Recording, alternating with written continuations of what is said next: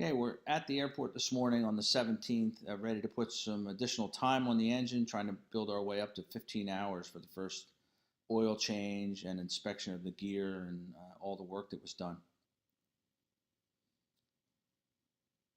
The previous night it was down in the low 20s and I decided not to fly. But today I'm going to fly because last night the temperature went up about 10 degrees, up into the high 20s, low 30s. And I felt a little more comfortable starting the engines in that temperature. The new preheat heaters should arrive later this week. I'll be putting them one in each nacelle and one in the cabin. I'm excited to see how that works out. But for today, we're starting everything cold. Both the cabin and the nacelles will be cold, and they'll be right at the freezing mark. Well within Lycoming specs, but still I try to be a little cautious there. I'm preparing to start the left engine at this point, and as I'm setting that up, I'm noticing that the left mixture control cable is binding pretty firmly. The cold weather doesn't help it for sure, but it's got some binding going on there. After working it for a little bit and ensuring that it wasn't the friction lock that was causing the problem, I determined the best way to do this would be to add forward pressure and keep easing it forward until I got that cable to slip, and that gave me the mixture that I needed.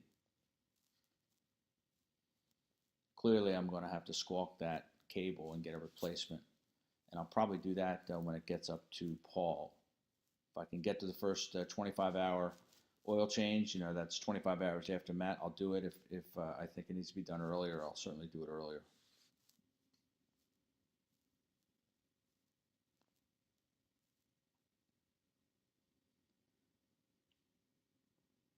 So as we're getting ready to start the left engine, probably be good to review the things I'm going to try to accomplish today.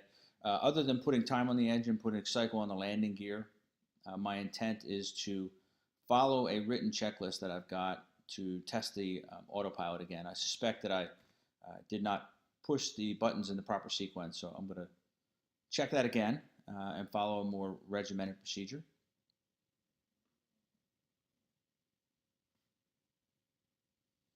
Left engine started on the first try.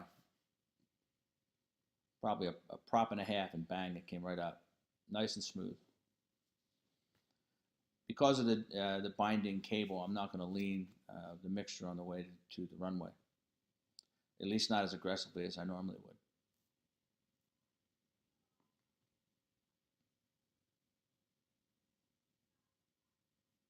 So the pitch trim servo that was overhauled and the pitch trim pulleys that were repaired, they'll be tested today in both automatic. They've already been tested manually, but they'll be tested again in automatic mode.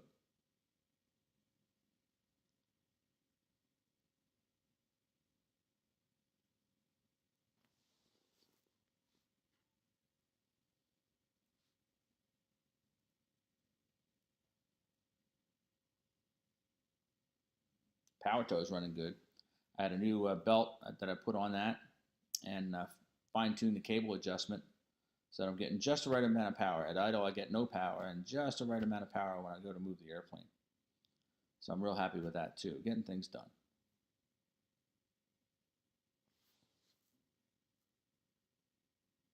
Looks like we're getting ready to start the right engine here. About 1.5 prop turns and fire right up. Very happy with the performance of these engines at this stage of the game. As you will see later on in the flight, I do have one concern regarding vibration, what I call a mysterious vibration, but we're working on that. We were initially cleared the taxi to runway 1 via Foxtrot, but at the last minute they gave us an option for 9 with a little bit of a tailwind component. We took that because it's right there. 9's right there, close to the West Tees, and certainly it's within my capability.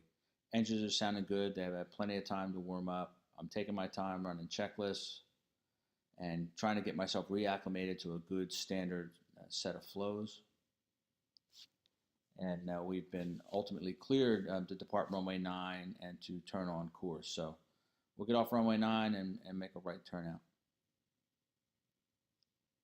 Still just a little bit frustrated with the lack of smoothness in my process.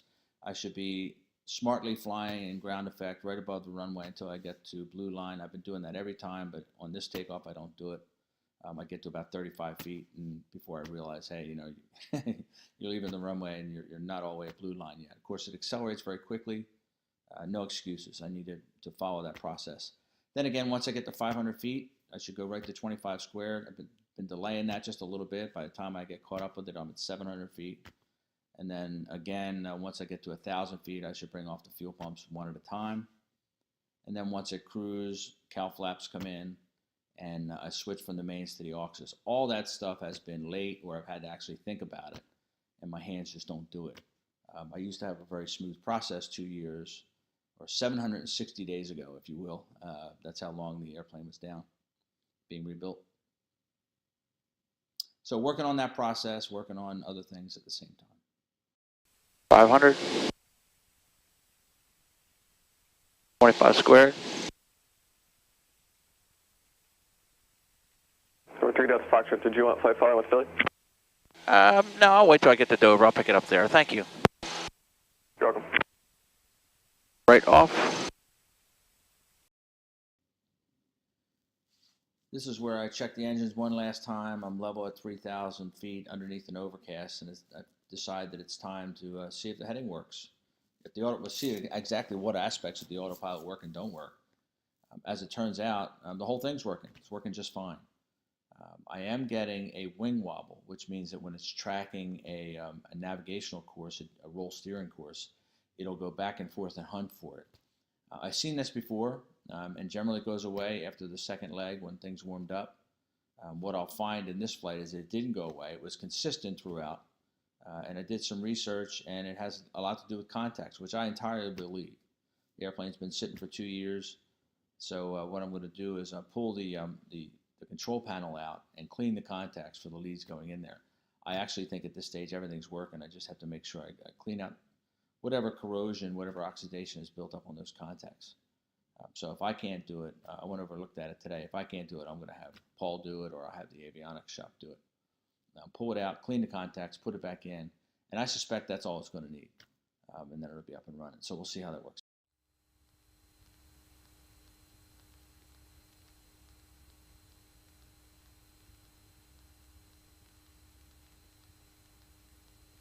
Williamsburg, Twin Comanche turning final, 3-1. Williamsburg. 500.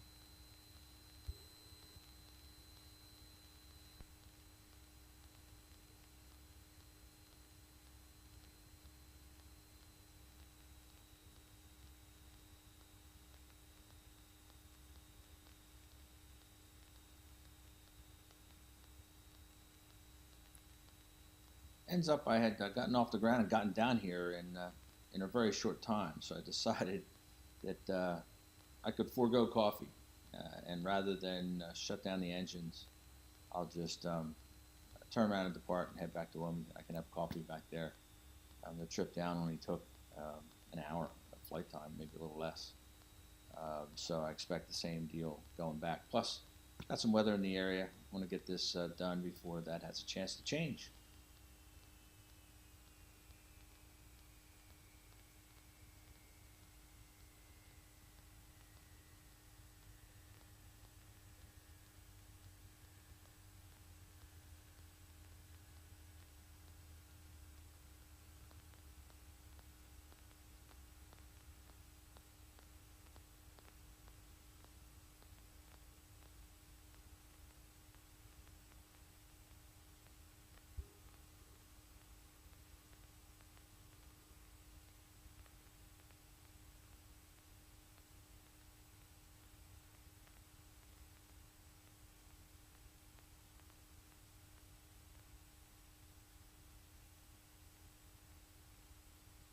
And Williamsburg traffic, Twin Comanches clear of 3-1. We'll be departing 1-3 momentarily.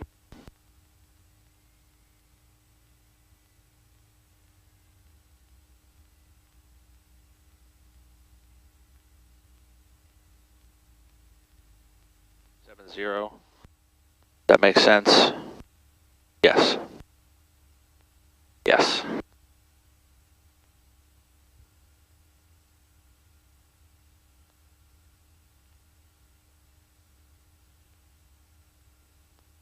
And I'm going to do a climb 500 feet, then a climbing right turn 180. So I'll put 180 in there. Williamsburg traffic, Twin Comanches departing runway 13, eastbound, Williamsburg.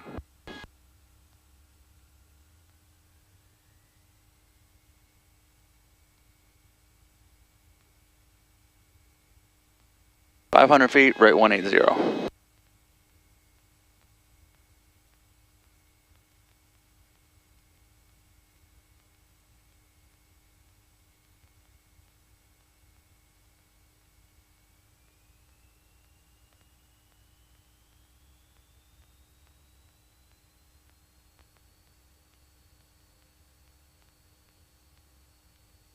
Looks good. Airspeed's alive. Wants to fly. We're going. Now that I'm all warmed up, this is a much better takeoff. I held it down in ground effect and got my process a little squared away.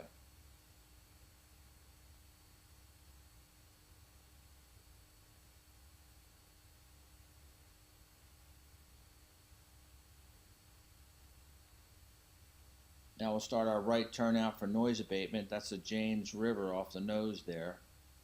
Once I reach the James River, I'll turn left back on course until I get past Busch Gardens, and then I'll head direct to Jamie, which is the preferred route for Norfolk today. Left pump off. Right pump off. Heater. That is the other thing I tested today. I used the heater for the entire flight. I also used it on the ground. So as soon as I got the engines warmed up and started taxiing, I had the heater on because it was cold outside, and I wanted to make sure it worked in all phases of flight. I did notice it gets pretty hot when you slow down and getting ready to land. So I did turn it off going into Williamsburg, but you see here I just turned it on the departure. So I'm utilizing it and getting all the dust shaken out of it.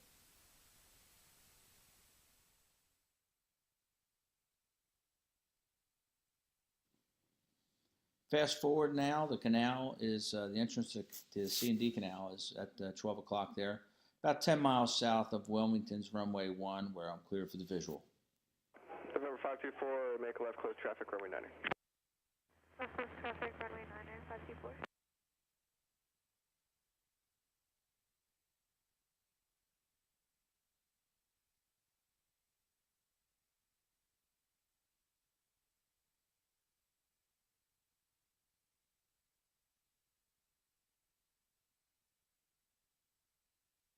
Capture it.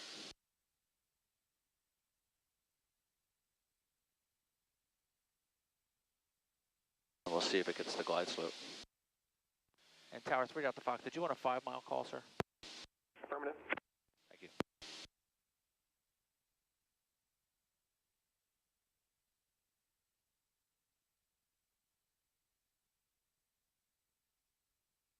Glide slope's alive. 3 Delta Fox, you say you're parking? West T, sir. Alright, roger.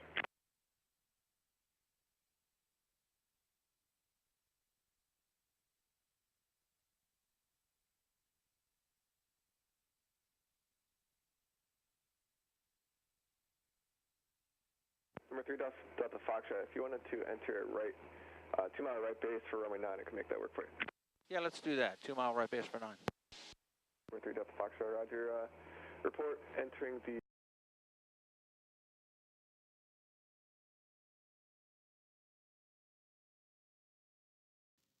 As you can see now, the plan changed to runway 9, and I definitely took that. It's a shorter taxi going in, and I really wasn't ready to properly set up the ILS and test the automation.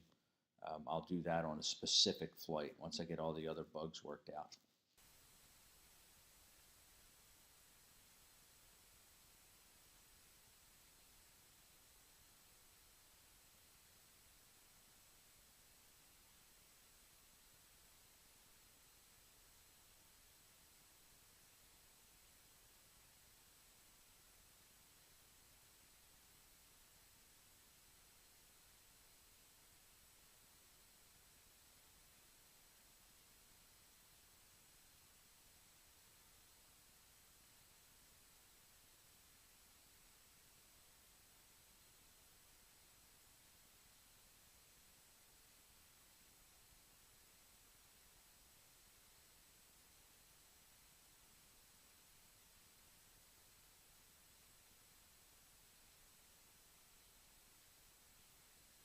3 Delta Fox, 2 mile right base for 9. Number 3 Delta Foxtrot, runway 9, clear to land. Number 2, following a Cessna, 1 mile final, runway 9. Got him in sight. Clear to land number 2 on runway 9, 3 Delta Fox.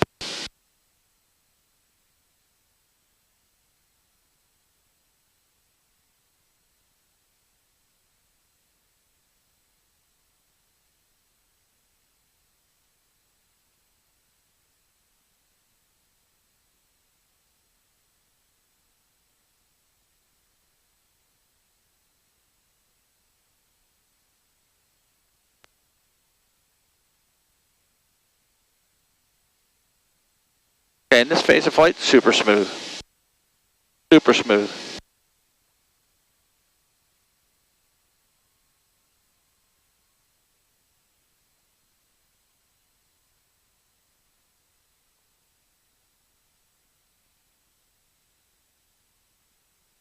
Gas. Gas. Undercarriage. Undercarriage.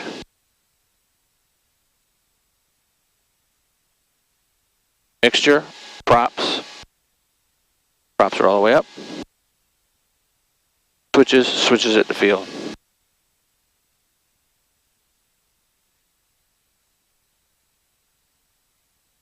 Tower 3 Delta Fox. I lost sight of that Cessna turning final now on runway 9. Number 3 Delta Foxtrot, that traffic is on the go. Oh, got him in sight again. Thank you, sir.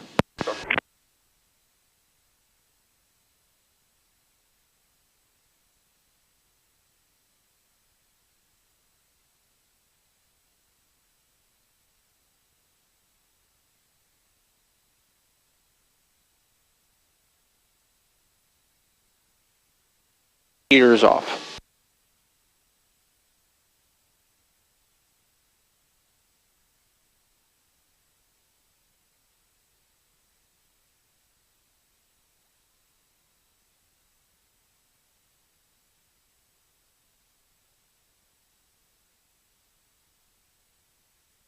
Wilmington Tower, Cessna 524. Cessna 524, Wilmington Tower. Can I continue with my pattern? Number 524, affirmative. Continue left close traffic until further advised. Close traffic. Thank you, 524. You're welcome.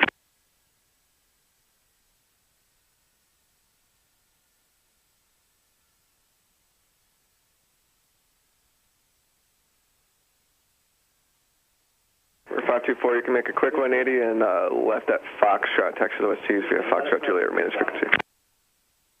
Was that for 3 Delta Fox? Affirmative. Okay, 3 Delta Fox, a quick 180, and then pick it up. Number 3 Delta Foxtrot, can you say again? Roger that, a quick 180, and then Foxtrot Juliet to the West Tees. Number 524, say again. Disregard 524. Right. So for today, we know the engines are good. We did see a little bit of vibration, a mysterious vibration that comes and goes on the left side. We'll have to check into that. That left mixture cable is going to have to get replaced, and we'll schedule that soon. The IFR cert is coming due on the 28th. And other than that, we're in good shape. The autopilot works. I'm happy with that, and I have an idea how to clean the contacts. Full speed ahead. Thanks for watching.